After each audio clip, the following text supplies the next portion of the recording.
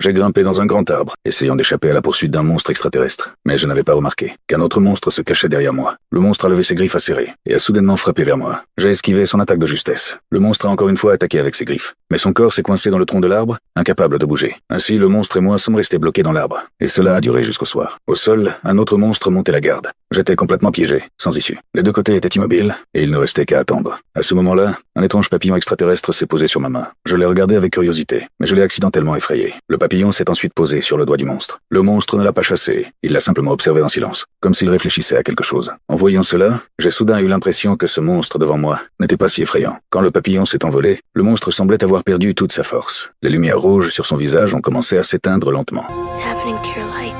Le monstre n'a pas répondu, il a simplement baissé lentement la tête. J'ai suivi son regard et j'ai regardé la base de l'arbre. Il était évident que ce monstre était en train de mourir lentement. À ce moment-là, j'ai soudainement remarqué que la forêt était en feu. En un clin d'œil, le feu s'est propagé jusqu'à cet arbre. Le bas du corps du monstre a touché les flammes et s'est mis à brûler violemment. J'ai essayé de grimper plus haut, mais j'ai échoué. À ce moment-là, le tonneau sous le monstre s'est aussi mis en mouvement. Peu de temps après, il a lui aussi semblé perdre tout signe de vie. En voyant cela, j'ai enfin pris mon courage. Je me suis lentement approché du monstre. Et cette fois, le monstre ne m'a pas attaqué.